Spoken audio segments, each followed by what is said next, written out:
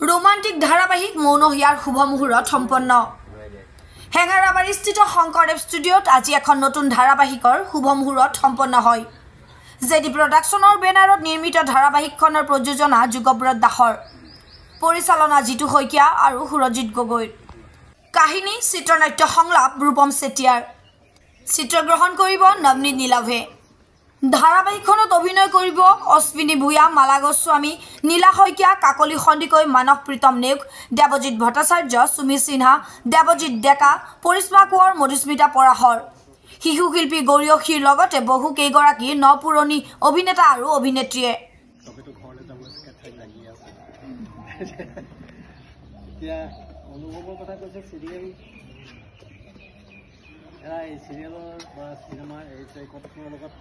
সান্নিধ্য মোৰ বোধহয় 42 বছৰমান হ'ল, 43 বছৰমান হ'ল নেকি। দেৱীখন কৰিছোঁ মই সচিৰাক হিচাপে, তাৰপিছত 43 বছৰমান হ'ল।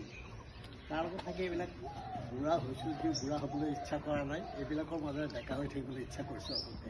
কাৰণ বুঢ়া বুলি ভাবিলে বুঢ়া হৈ যাম। সেইকাৰণে আজি এইটো এটা এনেকুৱা বস্তু যিটোৱে সঁচাকৈ মানুহক ডেকা কৰি যাম হ'বই। এইটো মোৰ মানে আশীৰ্বাদ থাকিব আৰু তেতিয়া ভগৱানৰ আশীৰ্বাদ থাকে যে মানে তেখেতসকলে ইমান পৰিশ্ৰম কৰি এই বস্তু এটা আজিৰ দিনত মানে এখন চিৰিয়েল তাত চিলেকশ্যন কৰাটোৱে বহুত টান কাম। আপোনালোকে সকলোৱে জানে এই ভিতৰৰ কথাবিলাক কিমান আজিকালি চেলেঞ্জ এৰিছে।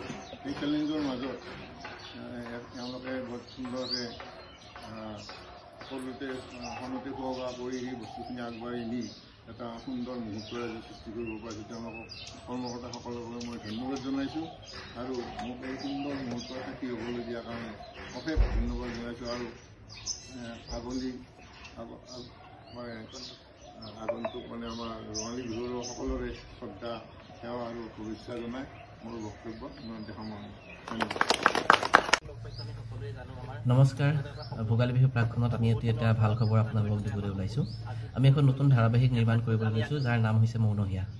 মৌনহিয়া ধাৰাবাহিকখনৰ সম্প্ৰচাৰণ হ'ব ৰেঙনি চেনেলৰ জৰিয়তে। ধাৰাবাহিকখনৰ পৰিকল্পনা হৈছে ৰাজেশ ভূঞা ডাঙৰীয়াৰ। ধাৰাবাহিকখনৰ চিত্ৰনাট্য সংলাপ লিখিছে ৰূপম চেতিয়া, পৰিচালনা কৰিম মই শ্ৰী জিতু শইকীয়া আৰু সুৰজিত গগৈ। আমি দুয়োজনে মিলি পৰিচালনা কৰিম। এই সুন্দৰ ধাৰাবাহিকখনৰ প্ৰযোজনাৰ দায়িত্বত আছে আমাৰ যুগব্ৰত দাস। আৰু আশা কৰোঁ এই ধাৰাবাহিকখন আপোনালোকে চাই খুব ভাল পাব। বহুতো ভাল ভাল নপুৰণি অভিনেতা অভিনেত্ৰীয়ে এই ধাৰাবাহিকখনত অভিনয় কৰিছে। গতিকে সমূহ অসমবাসী ৰাইজৰ পৰা আমি আশীষ বিচাৰিলোঁ, আপোনালোকৰ পৰা আশীষ বিচাৰিলোঁ।